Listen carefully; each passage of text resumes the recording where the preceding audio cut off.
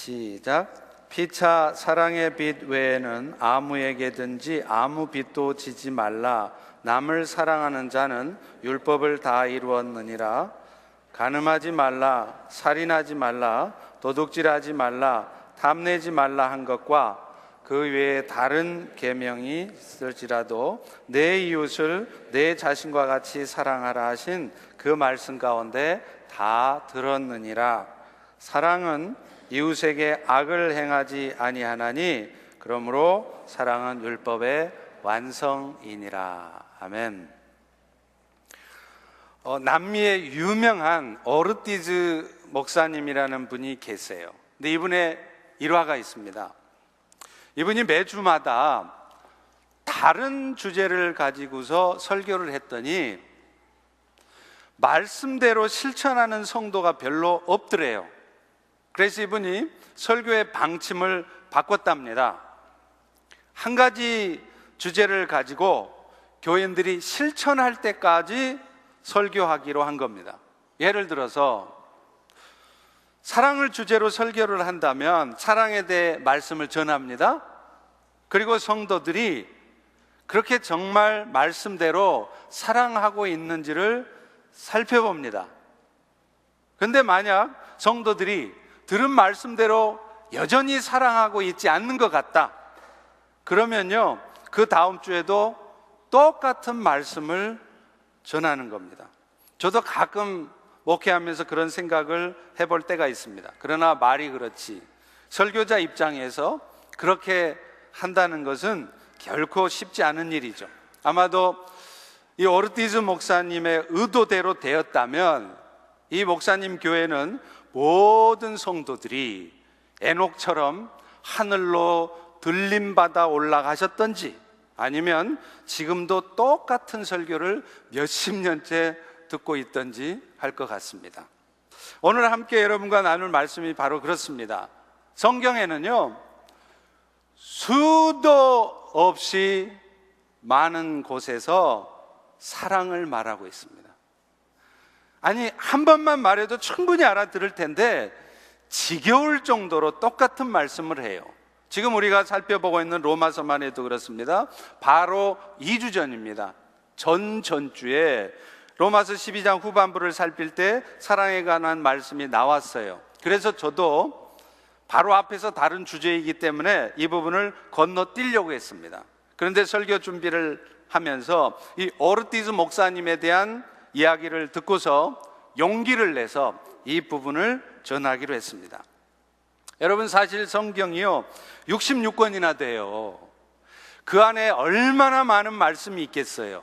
그런데요, 이 성경이 말하는 진리는 너무나 단순합니다. 성경 자꾸 어렵게 생각하지 마세요. 성경이 말하는 진리는 딱 하나예요. 뭐냐? 하나님은 우리를 사랑하십니다. 그러니 우리도 어떤 형편에서든 어떤 놈이든 서로 사랑합시다. 이게 성경의 진리예요. 이 시간 여러분 스스로 자신을 향해 한번 질문을 던져보세요. 이웃을 네 몸과 같이 사랑하라던 이 예수님 말씀을 내가 지금 이 순간 더 듣지 않아도 될 만큼 내가 이웃을 사랑하고 있는가? 교회 안에 있는 연약한 지체를 내가 사랑하고 있는가? 만약 이 질문에 아이고 아직은 아닙니다, 이런 대답을 하셔야 된다면 여러분은 맨날 똑같은 얘기 또 하십니까? 라고 말씀하시는 것이 아니라 다시 한번 겸손하게 오늘 말씀에 귀 기울이시기를 바랍니다. 왜냐하면 우리 하나님께서도요 이스라엘 백성들에게 수도 없이 똑같은 말씀을 하셨기 때문입니다. 오늘 본문도 말씀해요. 우리 다 같이 8절 다시 한번 읽어봅니다. 네, 시작. 피차 사랑의 빛 이외에는 아무 빛도 지지 말라. 남을 사랑하는 자는 율법을 다 이루었느니라. 이번에 제가 설교 준비를 하면서 사랑에 대해서 새롭게 안 게 하나 있어요. 사랑은 피차 간에 서로 주고 받는 것이라는 거예요. 오늘 본문에 보면 너희가 그냥 사랑해라 이렇게 말하고 있지 않습니다. 사랑의 빚을 지래요. 여러분, 이게 무슨 말일까요? 내가 사랑의 빚을 진다는 말은 내가 남을 사랑한다는 말이 아니라 사실은 내가 남의 사랑을 받는다는 말이에요. 그런데 이 사랑의 빚을 서로 간에, 피차 간에 지래요. 결국은 서로 간에 사랑을 주고 받으라는 말이죠.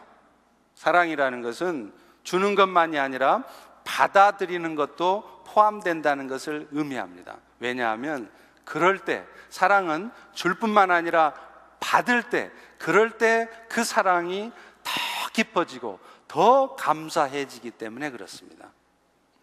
제가 요즘요 닥터스라고 하는 한국 드라마에 꽂혔어요. 웃지 마세요. 다 그럴 수 있습니다. 근데 제가 그 드라마를 볼 때마다 놀라는 거는요, 이게 드라마에 나오는 대사예요. 아니, 그 드라마 작가가 도대체 누구길래 그렇게 휘가 번쩍 뜰 대사를 하는지 참 놀랄 때가 많습니다. 지난번에는요, 남자 주인공인 그 김내원이가 여자 주인공인 박신혜한테 이런 말을 해요.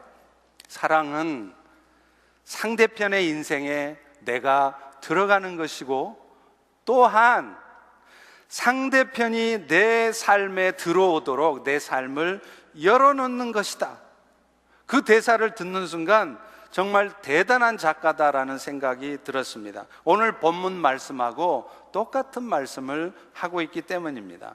여러분, 사랑은 내가 상대편을 사랑해 주기만 하면 되는 게 아니고요, 때로는 상대편의 사랑이 부담스러워도 염려스러워도 그 사랑을 받아들이는 것도 포함됩니다. 그런데 자꾸 내가 상대편에게 사랑을 주기만 하려고 한다거나 혹은 반대로 상대편에게서 사랑을 받으려고만 한다고 하면 그것은 온전한 사랑이 아니에요. 말씀드린 대로 사랑은 서로 주고 받을 때 그 사랑이 깊어지기 때문에 그렇습니다. 하나님께서도 마찬가지입니다. 하나님은 우리에게 사랑을 베풀어 주셨어요. 그런데요, 그거 아세요? 하나님도 그 사랑을 받은 성도들에게, 여러분들에게 뭘 요구하고 계시냐면, 너희가 내 사랑을 받았다면 너희도 나를 사랑하라고 사랑을 명령하고 계세요. 로마서 5장 8절은 우리를 향한 하나님의 사랑을 잘 표현하고 있죠. 잘 아시죠? 우리가 아직 죄인 되었을 때, 다시 말하면 그런 사랑받을 자격도 없고 하나님한테 별로 잘한 것도 없는데 그리스도께서 그런 우리를 위해서 대신 죽어주심으로 하나님께서는 우리에 대한 당신의 사랑을 보여주셨다는 거예요. 그런데 여러분, 그 십자가의 결과, 오늘 우리는 그를 믿는 그 믿음으로 말미암아서 예수님 때문에 우리의 모든 죄의 대가가 치러지고, 그래서 우리는 여전히 죄 있는 모습에도 불구하고 하나님 앞에서는 마치 죄 없는 자인 것처럼 하나님의 생명의 은혜를 회복한 자로 살아간다, 이 말이에요. 그런데 하나님은 그런 은혜를 우리한테 주신 후에 뭐라고 말씀하시냐면, 우리에게도 그 은혜 준 하나님을 사랑하라고 말씀하세요. 하나님의 사랑을 입어서 택함 받은 백성들이 어떻게 살아야 할 것인가를 가르쳐 준 게 십계명입니다. 그런데 그 십계명의 말씀을 통해서 우리에게 그것을 명령하신다는 거예요. 출애굽기 20장 2절에 보면 하나님은 자신을 소개해요. 뭐라 그러냐면, 나 여호와는 너희를 애굽 땅 종되었던 집에서 이끌어낸 여호와라. 죄와 사망과 멸망의 집에서 생명의 나라로 이끌어내신 분이 여호와 하나님이시라는 것을 말씀하는 거예요. 그리고는 그 은혜 베푼 하나님 앞에 이스라엘 백성들이 어떻게 살아야 될 것인가, 그 계명을 주셨습니다. 그게 십계명 아닙니까? 그런데 출애굽기 20장 3절부터 11절까지 그 십계명을 살펴보면 앞부분에 4계명이 있습니다. 나 위에 다른 신을 두지 말라, 너를 위해서 우상을 만들지 말고 절하지 말고 섬기지 말라, 네 하나님 여호와 이름을 망령되이 하지 말라, 그리고 하나님의 은혜를 기억하면 매 안식일을 거룩히 지켜라, 이렇게 명령을 해요. 그런데 이 명령은 한마디로 말하면 뭐냐면 하나님을 사랑하라는 것입니다. 다시 말하면 하나님께서는 우리에게 사랑을 베풀어 주셨어요. 자격도 없는데, 이스라엘 백성들이 착한 삶을 살아서가 아닙니다. 그들의 수가 많아서도 아닙니다. 전혀 하나님 백성 될 자격 없는 그들을 택하시고 하나님의 자녀로 부르셔서 은혜 베풀어 주셨어요. 그런데 그러면 이제 그 은혜 받은 너희들도 감사하는 마음으로 나 여호와 하나님 앞에, 주 예수 그리스도 앞에 그 은혜를 표현하라고 요구한다는 거예요. 결국 사랑이라는 것은 한편만 사랑하는 것이 아니고 서로 사랑하는 것입니다. 그리고 그렇게 될 때 비로소 서로가 사랑에 대해서 감사하고 그 사랑이 깊어집니다. 가끔 성도님들이 저에게 이런저런 것들을 갖다 주세요. 목사님, 요즘 힘이 없어 보이십니다. 보양식을 해다 주시는 분이 있는가 하면요, 사모님이 바쁘셔서 음식하기 힘들 것이라고 반찬을 만들어 주시는 분들도 계세요. 또 어떤 분들은 식사 대접을 해 주십니다. 격려의 편지와 함께 이런저런 선물들을 주시기도 해요. 그럴 때마다 저는요, 참 부족하고 제가 잘났으면 모자랐겠어요. 참 부족하고 허물 많은 사람인데 이렇게까지 사랑해 주시나 싶어서요, 어떤 때는 정말 눈물이 나요. 왜냐하면 그 선물의 크고 작음을 떠나서 그분들의 사랑이 느껴지기 때문에 그래요. 그런데 또 한편으로는요, 그런 사랑의 섬김이 부담스러운 마음이 있어요. 혹시 이런 것들이 제가 의도하지 않게 우리 성도님들에게 부담을 드릴까봐 그런 마음이 생깁니다. 그래서 한국에 있을 때는요, 일절 선물을 가져오지 않도록 성도들에게 그렇게 부탁을 드린 적이 있어요. 그랬더니 어떤 분들은 몰래 집 앞에다가 선물을 놓고 가세요. 발신이 이름을 안 쓰고 몰래 선물을 배달해 주세요. 그리고 또 어떤 분들은요, 이게 무슨 대단한 것이라고 이렇게까지 성의를 무시하냐면서 아주 막 섭섭해 하시는 거예요. 제가 이런 일들을 겪으면서 한 가지 깨달아지는 게 있었습니다. 뭔가 대가를 바라고 하는 것이거나 받아들이기에 부담스러운 것이 아니라면, 정말 순수한 사랑의 마음을 가지고 주시는 것들이라면 그거 자꾸 사양하는 게 아니라 감사하는 마음으로 받아들이는 것, 그것 또한 그분들을 사랑하는 것이라는 것을 제가 깨달았어요. 그런 면에서 보면 내가 너무 남의 신세를 안 지려고 하는 자세요, 그거 바람직한 성도의 모습이 아닙니다. 어떤 분들은 그래요. 절대 남의 신세를 안 지려고 그래요. 그런데 여러분 아십니까? 알고 보면은요, 그런 마음들이 어쩌면 나도 다른 사람들에게 그렇게 신경 쓰고 섬겨주기 싫으니까 서로 피차간에 편하게 살자는 의미일 수도 있습니다. 그것은 사랑이 아닙니다. 남을 잘 섬겨주는 것도 사랑이지만, 남의 섬김을 부담스럽지만, 참 받아들이기 힘들지만 그래도 감사함으로 받아들여서 사랑의 빚을 서로 지는 것, 이것 또한 사랑이라고 오늘 본문은 분명히 말하고 있기 때문입니다. 저는 우리 펠로십 교회가 이런 사랑이 넘치는 교회가 되기를 소망합니다. 교회가 은혜가 많다는 얘기가 무엇입니까? 딴 거 아닙니다. 교인들끼리 서로 사랑하는 것입니다. 그 교회만 가면 사랑이 넘치는 것이 느껴지는 것입니다. 이번에 버지니아 캠퍼스의 최석환 집사님께서 조카들 한국에서 와서 그 구경시켜 주느라고 나야가라 폭포에 갔다가 거기서 스트로크가 왔어요. 그래서 그 버팔로 제너럴 하스피털에 입원을 했습니다. 근데 여러 가지 이유 때문에 지금 한 주, 두 주째 지금 병원에 계세요. 뭐 걱정은 하지 마세요. 큰 건 아니고 이제 경미한 거여서 뭐 한두 주 이렇게 재활 치료를 하고 그러면 금방 회복된다는 겁니다. 그런데 그 재석관 집사님이 그 먼 곳의 병원에 혼자서 얼마나 외로울까, 힘들까 싶어서 지난주에 버지니아 캐퍼스 성도 몇 분이 병문안을 갔대요. 버팔로까지 7시간을 운전을 해서 병문안을 갔다는 것입니다. 여러분, 이것이 바로 교회의 모습입니다. 이런 교회가 되어야 합니다. 저는 우리 펠로우십 교회가 피차 간에, 성도 간에 이렇게 서로 사랑하고 서로 사랑하기를 애써서 사랑이 넘치는 그런 교회가 되기를 축원합니다. 그런데요, 오늘 본문을 잘 살펴보면 왜 우리가 사랑의 계명에 힘써야 되는지, 우리가 다른 어떤 무엇보다도 뭐 일 많이 하고 뭐 대단한 결과를 나타내고 그런 거 말고 정말로 우리가 제일 신경 쓰고 가장 중요하게 생각해야 될 것이 내가 사랑하고 있는지, 그 사랑의 계명이라고 말하는 이유를 말하고 있습니다. 오늘 본문 8절 후반부를 함께 같이 읽겠습니다. 시작. 남을 사랑하는 자는 율법을 다 이루었느니라. 사랑의 계명을 지키면 그게 다 율법 지킨 거래요.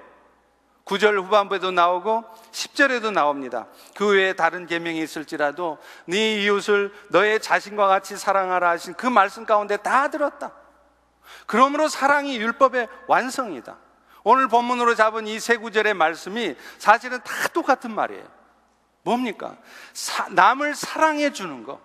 어찌하든지 속상해도 힘들어도 어떤 형편이든지 어찌하든지 사랑하고 있으면 그게 하나님이 우리에게 요구하시는 모든 율법을 다 이룬 거라는 거예요. 그 이유를 사도 바울은 9절에서 쓰고 있습니다. 우리 다 같이 9절을 읽습니다. 시작.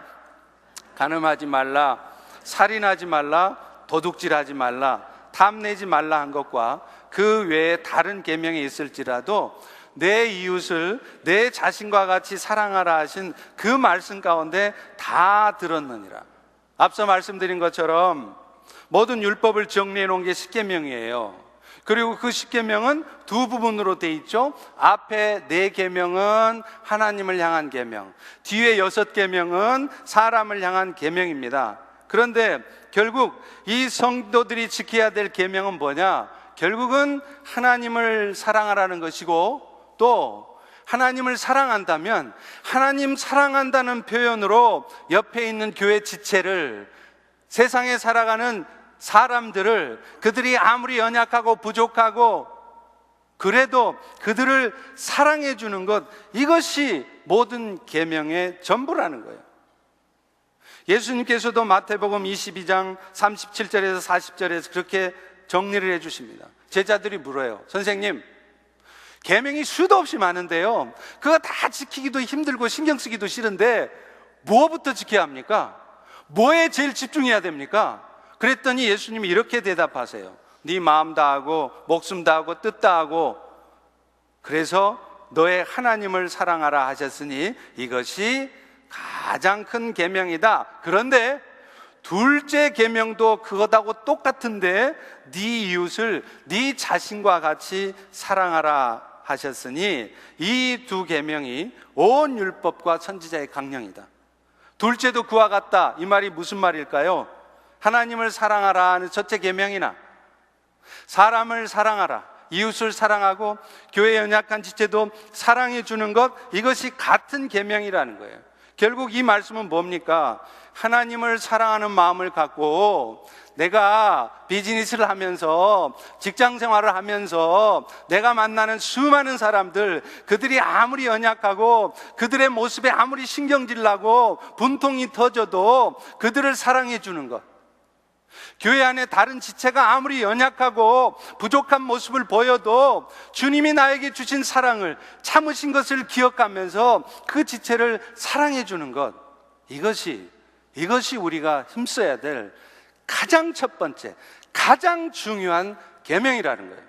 바꿔 말하면 이 계명을 여러분이 실천하고 있다면 여러분은 다른 부분에 대해서 좀 부족해도, 봉사 좀 덜하고 있어도, 실력 좀 없어도 하나님은 그런 여러분을 기뻐하신다는 것입니다.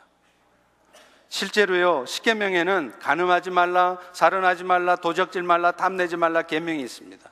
그런데 이 계명들도 결국은 다 사랑하라는 말이에요. 예를 들어 볼까요? 여러분이 정말로 아내를 사랑한다면 내 아내가 아닌 다른 여인과 성적 관계를 가질 수 있습니까? 그건 말이 안 되는 거예요. 저는요, 우리 아내도 무지개 사랑해요. 그런데 저 여자도 사랑해요. 말도 안 되는 소리 하지 마세요. 무슨 개똥 철학이, 그런 철학이 없어요. 내가 아내를 사랑한다면 다른 여자를 가까이 하고 싶어도 가까이 할 수가 없어요. 가까이 하려고 했다가도 아니야, 그 마음을 돌이키게 돼 있습니다. 그렇기 때문에 간음하지 말라는 그 계명은 내 아내를 사랑하는 계명하고 같은 거예요. 살인하지 말라는 계명도 마찬가지입니다. 내가 누군가를 정말 사랑한다면요, 그의 생명을 소중하게 생각할 겁니다. 따라서 살인하지 말라는 계명도 사랑의 계명이에요. 내가 마음으로 분노만 품어도 그것은 살인한 것이라고 그랬는데, 내가 다른 형제들에 대해서, 연약한 지체들에서 분노를 여러분이 품고 계시다면 여러분은 지금 살인하는 것이고 사랑의 계명을 지키지 않고 있는 것이고, 여러분은 지금 죄 짓고 있는 것입니다. 도적질 말라, 남의 것 탐하지 말라, 마찬가지죠. 내가 누군가를 사랑한다 하면서 그 사람 재물을 탐낼 수 있어요? 내가 어머니 아버지 무지하게 사랑한대요. 그런데 우리 어머니 아버지가 빨리 돌아가셔서 재산을 상속해 주기를 기대해. 그게 어머니 아버지 사랑하는 거예요? 도적질 말라, 재물 탐하지 말라, 이것도 사랑의 계명입니다. 그래서 오늘 본문 9절의 말씀도 간음 말라, 살인 말라, 도적질 말라, 탐내지 말라 한 것과 그 외에 다른 계명도 다 너의 이웃을 네 자신과 같이 사랑하신 그 말씀 가운데 다 들어있는 것이란 말이에요. 결국 사랑의 계명이 모든 계명의 완성이요 전부입니다. 그래서 10절도 그렇게 말씀을 하고 있어요. 우리 다 같이 한번 읽겠습니다. 시작. 사랑은 이웃에게 악을 행하지 아니하나니 그러므로 사랑은 율법의 완성이니라. 그러니 우리는 어찌하든지 사랑하는데 목숨을 걸어야 됩니다. 우리 교회는 어찌하든지 사랑이 넘치는 교회가 되어야 됩니다. 여러분, 그런 의미에서 일 많이 하려고 하지 마세요. 일 잘하려고 하지 마세요. 그러다 보면 나도 모르는 사이에 깜빡 사랑을 놓치게 됩니다. 하나님 우리에게 원하시는 것은 일 많이 하는 교회가 되는 거 아니에요. 하나님이 여러분에게 원하시는 것은 일 잘하는 성도가 되는 거 아니에요. 어떤 상황에서든지 나에게 주신 하나님의 사랑을 기억하면서 교회 다른 지체를 향하여, 또 그런 사랑을 가지고 세상의 연약한 사람들을 향하여 사랑의 마음을 품고 사랑해 주는 것, 여러분, 이것이 오늘 우리에게, 우리 교회에게 하나님이 요구하시는 것입니다. 세상에 예수님의 사랑을 나타내는 미셔널 처치가 되는 것이 사실은 오늘 우리 교회가 추구해야 될 비전인 것입니다. 그런데 문제는요, 그런 사랑을 행하기가 좀처럼 쉽지 않다는 거예요. 더구나 주님이 명령하신 사랑은 보통 정도가 아니에요. 뭐라고요? 내가 너희를 사랑한 것 같이 너희도 그렇게 사랑하래요. 주님이 우리를 어떻게 사랑해 주셨나요? 우리가 아직 죄인 되었을 때, 다시 말하면 우리가 사랑받을 자격이 전혀 없는데, 아주 미워 죽겠는데, 그런 우리를 사랑해 주셨습니다. 또 그런 사랑받을 자격이 전혀 없는 것 같은 우리를 사랑하기 위해서 그분은요, 물질, 시간 조금, 이 정도가 아니라 당신의 가장 소중한 생명을 희생해 주셨어요. 이 말은 뭡니까? 오늘 우리가 사랑해야 될 사랑도 나에게 잘해주고 나에게 좋은 말 해주는 사람, 나에게 선물 갖다 주는 사람, 그런 사람 사랑하는 게 아니래요. 그런 사랑은 누구나예요. 어떤 사랑입니까? 나를 힘들게 하고요, 나한테 상처 주는 말 하고요, 나를 오늘 또 고통스럽게 하는 사람, 그런 사람을 사랑하래요. 그것도 내 물질 내서, 내 시간 내서, 내 은사를 투자해서 사랑하라는 것입니다. 심지어는요, 우리의 생명까지도 희생해서 사랑하래요. 요한일서 3장 16절에도 말씀합니다. 그가 우리를 위하여 목숨을 버리셨으니 우리가 이로써 사랑을 알았다는 거예요. 그러면 그 사랑을 알고 그 사랑 받은 우리는 어떻게 해야 되느냐? 우리도 형제를 위해서 세상에나 목숨을 버리는 것이 마땅하대요. 그런데 오늘 우리는 과연 그렇게 사랑하고 계십니까? 오늘 여러분은 사랑받을 자격이 있는 사람만 사랑해 주지, 내가 판단할 때, 내가 생각할 때 저 사람은 사랑받을 자격이 없어 보여, 얄미워 죽겠는 그런 사람도 사랑하고 계십니까? 그리고 그런 사람을 위해서 여러분의 물질을, 여러분의 시간을 내서 희생하고 계세요? 7시간 운전해서 가서 사랑하고 계십니까? 그런 사람을 사랑하기 위해서 내 자존심을 꺾으십니까? 안타깝게도 우리는 히브리서 12장 4절의 말씀처럼 죄와 싸우되 아직 피 흘리기까지 대항하며 싸우지는 않고 있습니다. 여러분, 간음하는 것만 죄가 아니에요. 살인하는 것만 죄가 아니에요. 나 간음 안 하고 있어요. 저 살인 안 했어요. 저 그러니 죄 안 짓고 잘 살고 있어요. 여러분, 주의 계명을 지키지 않는 게 죄입니다.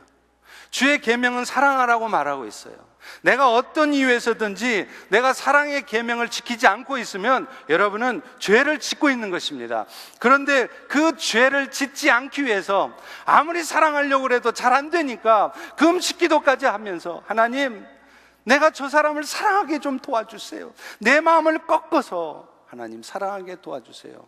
그렇게 여러분이 애써 싸우고 있지 않다면 여러분은 지금 죄를 짓고 있는 거예요.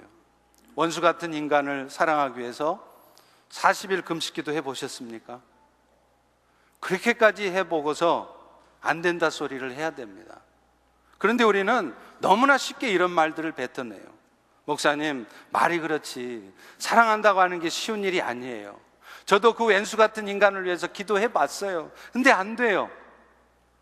이런 말을 할 수밖에 없는 우리의 연약함 저도 이해합니다. 저도 때로는 그래요. 그런데요, 놀랍게도 그거 아십니까?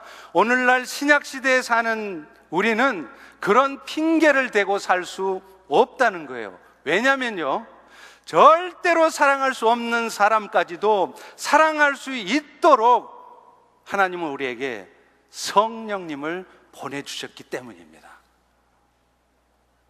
사실 성경의 약속은요, 한마디로 말하면 이거예요. 여러분, 구약, 신약, 그게 무슨 말이에요? 옛 약속, 새 약속이죠. 그러면 그 성경이 말한 약속이 뭐야? What is the promise in the Bible? 그럼 여러분 뭐라고 대답하실 것입니까? 간단해요. 같이 따라서 해보겠습니다. 나는 너희의 하나님 되고 너희는 내 백성 되리라. 이게 약속이에요. 구약, 신약이 이 약속이 똑같습니다. 신약만 이 약속이 있는 게 아니라 놀랍게도 구약도 이미 구약성에 수도 없는 곳에서 이 약속을 하고 있어요. 하나님이 아담하고 처음 맺었던 원시 복음 언약도, 아브라함하고 창세기 12장 15장에 얘기했던 횃불 언약도, 모세하고 한 율법 언약도, 그리고 다윗하고 하신 다윗 언약도, 사무엘하 7장 12, 14절에 그 다윗 언약도 다 이 말씀이에요. 무슨 말입니까? 너희가 내 백성이 되게 할 것이고 니들 힘으로가 아니라는 거예요. 너희들이 잘나서가 아니라는 거예요. 내가 너희로 하여금 내 백성 되게 만들겠다는 거예요. 그리고 그걸 통해서 나는 너희의 하나님됨을 나타내겠다는 게, 이게 구약과 신약의 동일한 약속입니다. 그러면 왜 하필 옛 약속, 새 약속, 구약과 신약을 구별했습니까? 신약은 어떤 의미가 있는 거예요? 더 업그레이드된 약속입니다. 그게 예레미야 31장 31절에서부터 33절에 나와요. 먼저 여러분 31절 32절을 보세요. 보라, 날이 이르리니 내가 이스라엘 집과 유다 집에 새 언약을 맺으리라. 신약을 맺겠다는 거예요.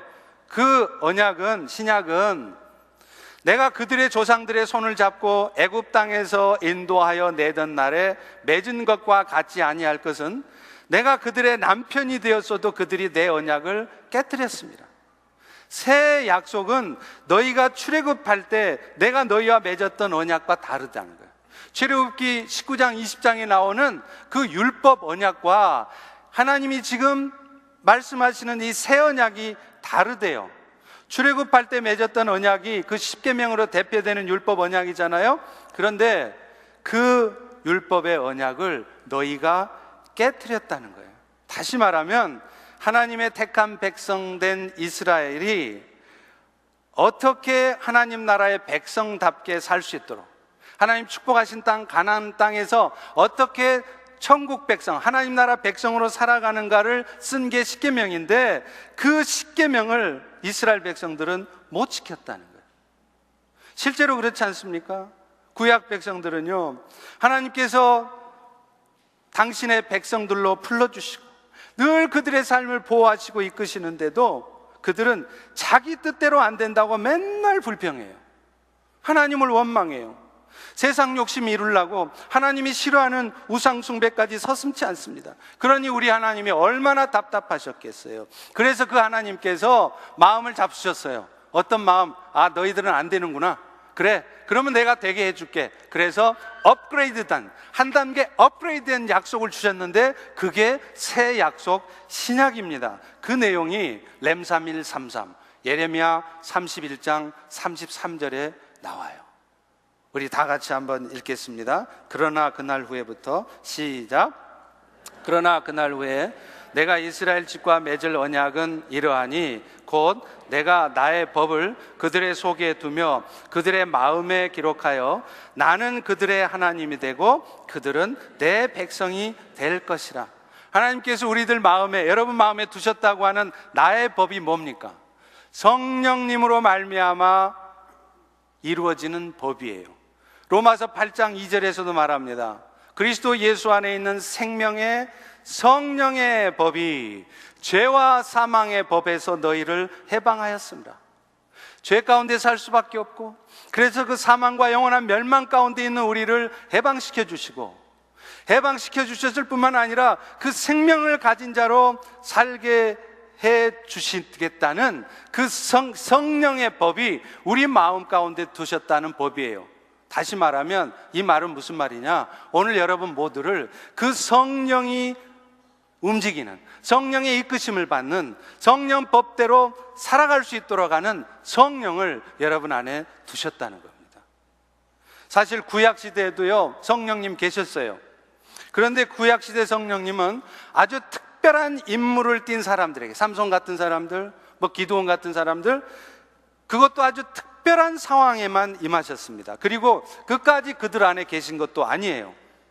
그런데 오늘 신약시대에는요 모든 성도들에게, 기드온이나 사무엘 같은, 엘사 같은 그런 선지자들에게만 아니라 여러분 모두에게 성령이 임해 계세요. 그리고 그 성령은 여러분이 어떤 연약함과 부족함을 보여도 여러분을 결코 떠나지 않으시고 여러분 안에 거하십니다. 지금 이 순간에도 여러분 안에 그리스도의 영 성령께서 여러분을 결코 떠나지 않고 여러분의 삶을 붙들고 계십니다. 할렐루야! 그렇다면 그 성령께서 여러분 안에 하시는 일이 뭘까요? 그분은 오늘도 하나님의 뜻대로 살지 못하는 여러분들을 보면서 탄식하고 계세요. 여러분은 느끼지 못하겠지만 성령님은 탄식하십니다. 그리고 탄식만 하고 계시는 게 아니라 적절한 타이밍에 우리를 징계하시기도 해요.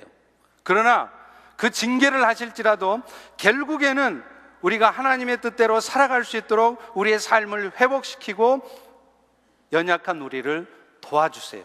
이 성령님이 오늘 우리 안에, 여러분 안에 있다는 것이 바로 구약과 신약이 다른 것입니다.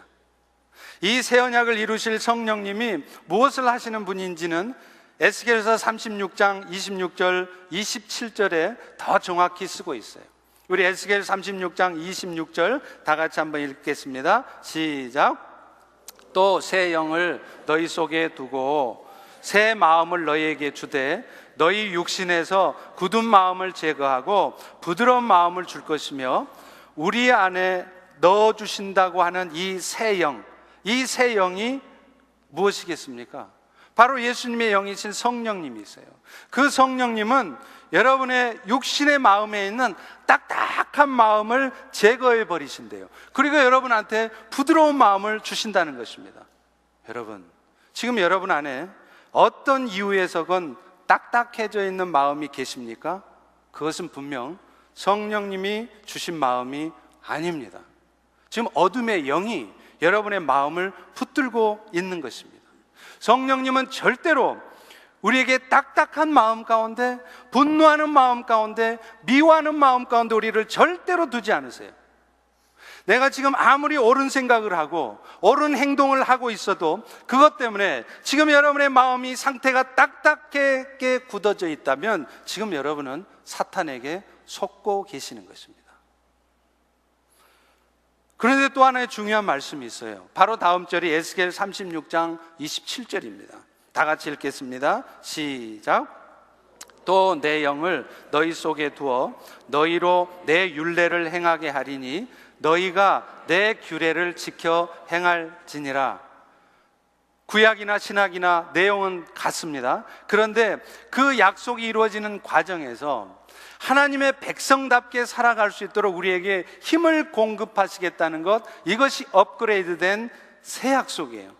그 약속하신 성령님이 우리 안에 임하실 때 우리는요, 우리도 모르는 사이에 하나님을 경외하는 마음이 생겨요. 하나님의 뜻을 따라 살고자 하는 마음이 생겨요. 실제로 그렇습니다. 내가 지금 구원받은 사람인가 아닌가는요, 내가 지금 착한 짓을 하고 있는가 안 하고 있는가 그걸로 구분할 수 없어요. 정확하지 않습니다. 그러면 뭘로 결정이 되느냐? 지금 내 안에 성령이 있느냐 없느냐예요. 성령이 있는 사람은요, 하나님을 경외하는 마음이 생기게 되어 있어요. 비록 여전히 남아있는 우리 육체의 본성 때문에 지금도 하나님의 뜻대로 100% 온전하게 살지는 못할지라도요, 적어도 여러분 안에 성령이 있다면 여러분은 틀림없이 하나님의 뜻대로 살고자 하는 마음은 갖게 되어 있다는 거예요. 왜냐하면 성령님이 여러분에게 그런 마음을 주십니다. 그렇기 때문에 여러분이 어쩌면 신앙생활을 20년을 하셨어도, 교회는 줄곧 나왔지만 지금 내 마음이 나는 전혀 하나님을 위해서 살 생각이 없어, 하나님 뜻대로 살고 싶지 않아, 그런 마음이시라면 대단히 죄송하지만 여러분은 아직 구원받지 못한 분이실 가능성이 높습니다. 성령이 있으면 절대로 그럴 수가 없어요. 하나님을 경외하는 마음, 하나님 뜻대로 살고 싶은 마음이 있어요. 그런데 우리 성령님은 우리에게 그렇게 하나님을 경외하는 마음을 주시는 것으로 끝나는 게 아니라요, 어렵지만 힘들지만 계명대로 사는 게 정말 고통스럽지만 그래도 하나님의 명령을 따라 살 수 있도록 힘을 공급하시는 분이세요. 뭐예요? 내 영을 너희 속에 두어 너희로 내 율례를 행하게 하리니.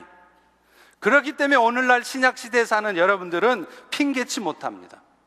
구약 백성들처럼 우리가 연약해서 어쩔 수 없어요, 목사님 말이 그렇지, 사람이 그 왼수 같은 놈을 사랑할 수 있어요? 안 돼요, 이런 말을 여러분들은 자주 하실 수 없습니다. 왜냐하면 그런 말을 하지 않아도 되도록, 쉽지 않지만 성령의 도우심을 간절히 구하면서 살아가면 그게 되도록 우리에게 성령을 주셨기 때문에 그렇습니다. 사람이 그렇지 어떻게 그런 사람을 사랑할 수 있어요? 이런 말을 하는 것이 아니라 오늘도 우리에게 보내주신 성령의 도우심을 입어서 그 왼수 같은 인간도, 정말 사랑하기 힘든 인간도 어려운 상황 속에서도 사랑하십시오. 금식 기도를 해서라도 여러분의 마음을 바꾸어 보십시오. 이것이 하나님이 여러분에게 원하시는 것입니다. 물론 사랑에는 여러 가지 표현 방법이 있어요. 하나님께서도 우리를 사랑하신다 하면서도 때로 우리를 육신의 고통 가운데 있게 하세요. 경제적인 어려움 가운데 처하기도 하시죠. 그러나 그건 역시 하나님의 사랑의 한 표현입니다. 그래서 히브리서 12장 6절도 주께서 그 사랑하시는 자를 징계하시고 그가 받아들이시는 아들마다 채찍질 하신다, 이렇게 말하잖아요. 그렇기 때문에 교회 안에서도 성도가 잘못하면 징계도 해야 돼요. 따끔하게 책망도 해줘야 되고요, 벌도 줘야 돼요. 제가 하도 사랑하니까 어떤 분들은 그런 생각을 하시는 것 같아요. 우리 김대영 목사님은 사랑주의자니까 모든 것을 넘어가는 분이다. 아닙니다. 여러분이 그렇게 생각하면 큰 오산이에요. 저도 어떤 때는요, 잘못된 일에 대해서 칼을 꺼내서 내려칠 줄도 압니다. 왠지 아세요? 징계 역시도 사랑의 한 표현이기 때문에 그래요. 그런데 제가 이 사랑의 얘기를 많이 하는 이유는 뭐냐? 그렇게 징계를 할지라도 사랑의 마음으로 해야 된다는 말이에요. 그리고 또 어떤 때는 그렇게 책망하고 벌을 주는 것보다 모른 채 하고 기다려줘야 될 때가 있다는 것이고, 또 그렇게 기다려주면서 오히려 기도하면서 축복해주고 있을 때 훨씬 더 효과적인 좋은 결과가 나온다는 것을 말하는 것이지, 책망은 필요 없다, 모든 죄는 다 숨겨라, 그거 아닙니다. 실제로 우리는요, 그런 말을 해요. 내가 당신을 위해서 하는 말인데, 그런 말 많이 해보셨죠? 내가 사실은 그 사람을 위해서 하는 일인데, 그렇게 말하면서도요, 실상은 그 마음이 미워 죽겠는 거예요. 따끔하게 한번 손 봐주고 싶은 거예요. 그래서 그런 말을 하는 거예요. 근데 여러분, 그렇게 하면 100번 실패입니다. 징계를 하되 사랑의 마음으로 해야 돼요. 여러분, 자식들도 때로 야단쳐야 돼요. 사랑하면서 못되게 굴고 버릇없이 굴어도 놔두는 거 아니에요. 야단치세요, 책망하세요, 벌 주세요. 그런데 기억하셔야 될 게 있습니다. 그렇게 하는 마음이 내가 지금 분노하는 마음 가운데 하면 결코 여러분 자녀들의 마음을 돌이켜 놓지 못합니다. 오히려 지금 여러분은 일시적으로나마 사탄의 종노릇하고 있는 것이 돼버려요. 디모데후서 1장 7절에 보면 이 말씀을 영어 성경으로 해석을 하면 이렇게 해석이 됩니다. 하나님이 우리에게 주시는 영은 두려움의 영이 아니요 사랑의 영이고 능력의 영이며 절제하는 마음을 가져다 주는 영이다. 그렇기 때문에 어떤 이유에서건 내가 지금 분노하고 있거나 내가 지금 미워하고 있거나 마음이 어두워져 있거나 두려워하는 마음 가운데 있다면, 그것이 아무리 의롭고 옳은 생각 가운데 갖게 된 마음일지라도 여러분은 지금 사탄의 종노릇하고 있는 것이 될 수 있어요. 그런 마음 가운데서 나오는 말과 행동은 결코 상황을 바꿔놓지 못합니다. 오히려 얽히게 만들고, 오히려 여러분의 자녀들을, 여러분 주변에 있는 사람들을 더 잘못되게 만드는 수가 있어요. 그리고 제가 실제적으로 경험을 해봐도요, 그런 게 있어요. 이번에는 뭔가 손을 좀 봐줘야 될 때다 싶을 때도 하나님께 기도하고 한 번 더 참고 기다려주면은요, 진짜 하나님이 역사하세요. 그런데 반대로 지금은 뭔가 행동을 해야 될 때야 싶어서 책망의 말을 하고 벌을 주잖아요. 그러면 결과가 오히려 더 안 좋습니다. 그 잘못되어 있는 상황이 더 엉망이 되는 경우를 종종 봐요.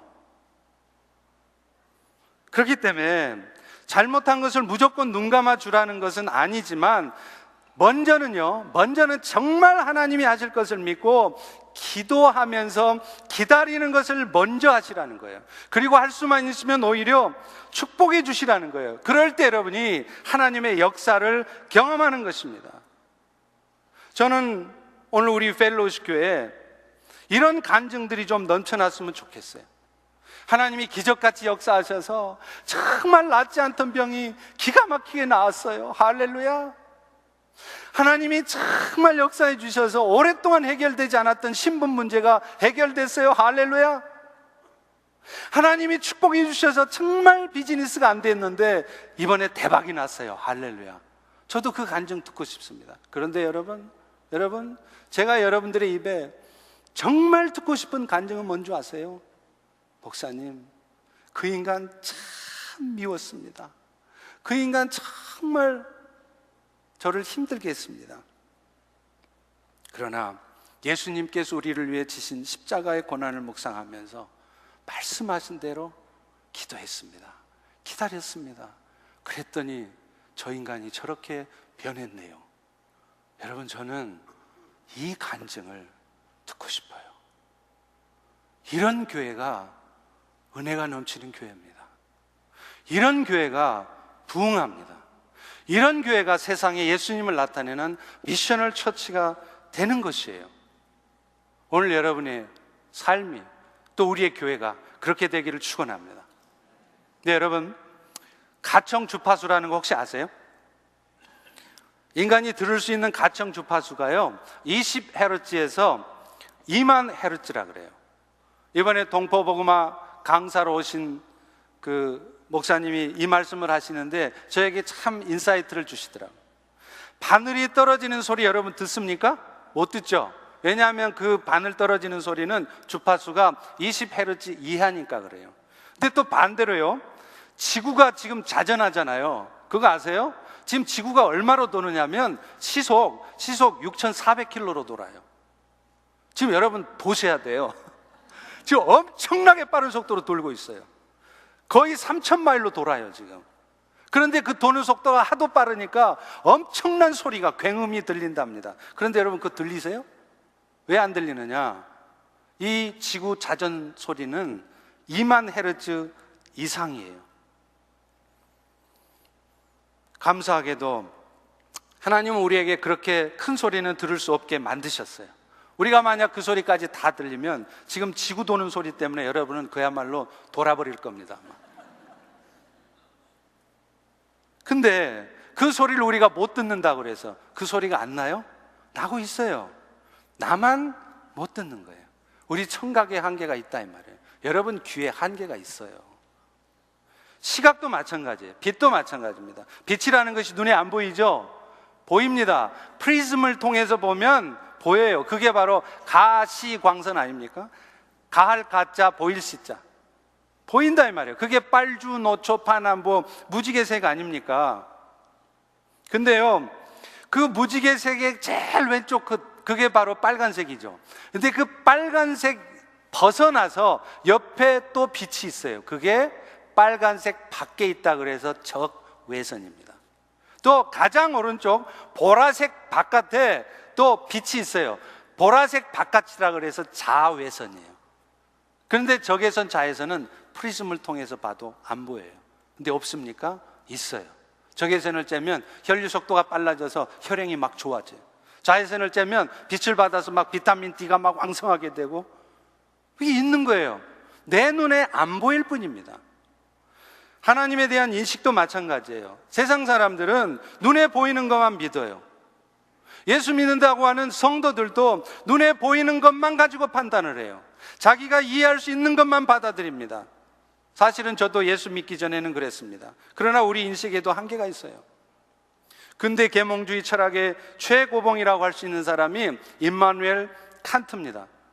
제가 학교 다닐 때 이 사람을 굉장히 좋아했어요. 근데 그분이 쓴 유명한 책이 있는데 그게 순수 이성 비판, 실천 이성 비판, 판단력 비판이라는 그 책이 아닙니까? 그런데 칸트는요, 이 책에서 나는 도대체 무엇을 알 수 있는가? 인간이라는 것은 무엇을 알 수 있는 존재인가라는 질문에 답하면서 이런 말을 합니다. 인간들이 세상에 대해서 인식하는 것은 인간의 감성과 오성, understanding, 이성으로 대표되는 그 오성의 결합이라는 거예요. 그렇기 때문에 마치 붕어빵이 똑같은 밀가루 반죽하고 안고를 써도 그 붕어빵을 찍어내는 쇠틀이 어떤 모양이냐에 따라서 붕어빵이 달라지는 것처럼 객관적인 세상의 이치도 인간들이 어떤 감성과 이성을 갖고 있느냐에 따라서 전혀 다르게 받아들여지고 이해되어진다는 거예요. 이게 뭘 의미하느냐? 여러분의 이성과 감성에 의한 판단도 결국은 주관적이라는 것입니다. 그게 100% 객관적일 수 없다는 거예요. 따라서 이런 인식의 능력의 한계를 가진 인간이 세상의 이치를 다 이해할 수도 없고요, 그 인식 자체도 결국에는 주관적일 수밖에 없다는 겁니다. 그렇기 때문에 우리는 나의 현재까지의 생각은 이렇습니다 라고 말을 할 수는 있지만 내 생각만이 옳다고 생각한다거나 그 생각을 주장할 수 없다는 거예요. 그런데 인식의 한계를 갖고 있는 인간들은 세상 돌아가는 이치를 자신의 이성적 판단이나 경험을 가지고 이해하려고 해요. 그래서 내 눈에 하나님 안 보이니까, 내가 경험하지 못했으니까 그런 하나님의 역사를 부인합니다. 그래서 자신이 인정할 수 있는 것만 받아들이려고 하는데 사실은 이것이 교만이라는 것입니다. 사람들 앞에서 잘난 척 안 하고 내 이름 내려고 안 해도요, 내가 옳다고 생각되는 것만 인정하고 다른 것들은 전혀 인정하지 않으려고 한다거나 그것들을 고집하려고 한다면 그것이 바로 교만입니다. 그런데 이런 인식의 한계를 뛰어넘을 수 있게 하는 것이 바로 하나님의 말씀이라는 거예요. 하나님은 사람처럼 시간, 공간에 제한이 없으세요.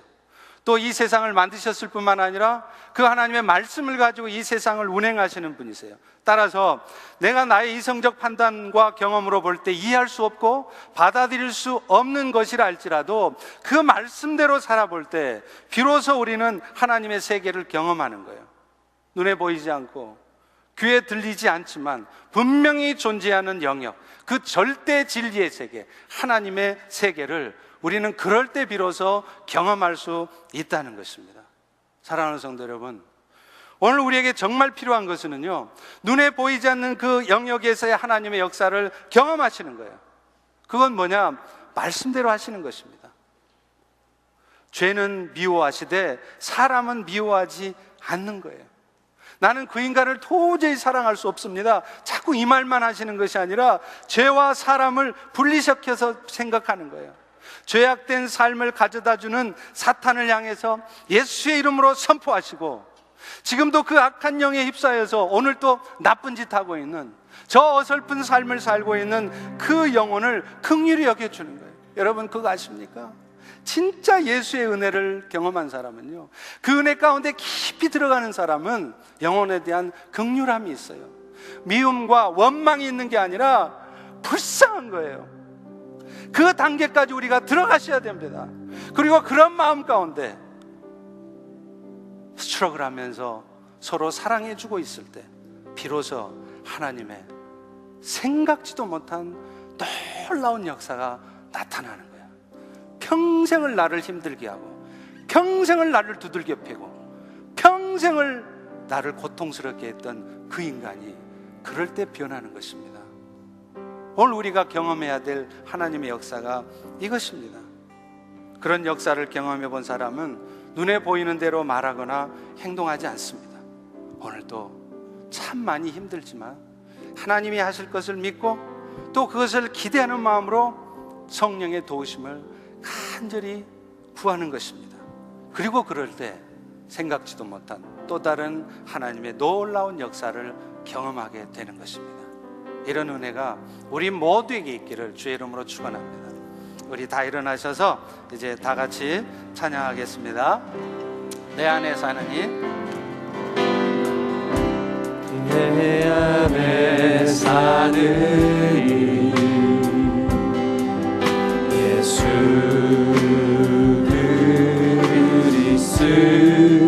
그리스도니 나의 죽음도 유익함이라. 나의 죽음도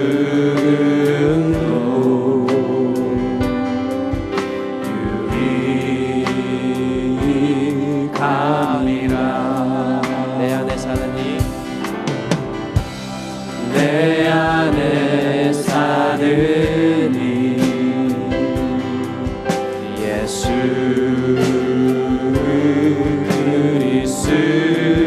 그리스도니 나의 주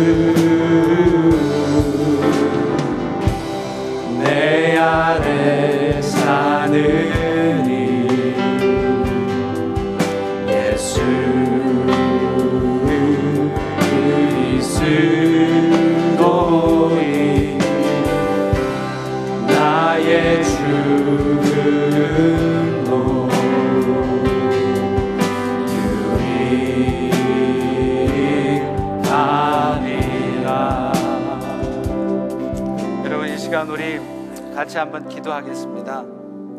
하나님은요, 오늘 여러분에게 또 우리 교회에게 요구하시는 것은 뭔가 대단한 거 아니에요. 엄청난 결과를 만들어내는 거 아니에요. 살아가면서, 일하면서, 교회 안에서, 교회 바깥에서 참 힘들고, 어떨 때는 참 많이 지쳐있고, 또 어떨 때는 참 밉지만 주님이 말씀하신 것처럼 제가 기다려 보겠습니다, 기도해 보겠습니다, 그리고 축복해 보겠습니다. 그런 마음으로 악착같이 어찌하든지 사랑하고자 할 때, 그것이 바로 주님이 원하시는 우리의 삶입니다. 오늘 우리는 그렇게 서로 사랑하고 있습니까? 가정에서요, 여러분 직장에서, 여러분 직장 동료들 그렇게 사랑하고 있어요? 일 처리 못한다고, 일 잘못했다고 여러분 부하 직원 맨날 조인트 까지 않습니까? 여러분 비즈니스 하면서 비즈니스가 좀 잘 되려면 직원들이 막 움직여줘야 되는데 그렇게 안 움직여주니까 막 화가 나고 그러지 않으십니까? 물론 우리도 얼마든지 그럴 수 있습니다. 그러나 주님이 정말 원하시는 것은 우리가 미셔널 라이프, 미셔널 처치로 사는 것은 그게 아닙니다. 하나님, 가정에서, 교회 안에서, 또 내가 세상 살아가면서 연약한 자를 보아도 주님이 나를 기다리셨던 것처럼 성령의 도우심을 통하여 내가 기다려 보겠습니다. 오히려 그 영혼을 위해서 기도해 보겠습니다. 그리고 축복하겠습니다. 그럴 때 하나님 역사하시옵소서. 그런 기도가 있어야 합니다. 이 시간 우리 통성으로 또 회개하며 그런 결단의 기도를 하나님 앞에 고백하며 기도하시겠습니다.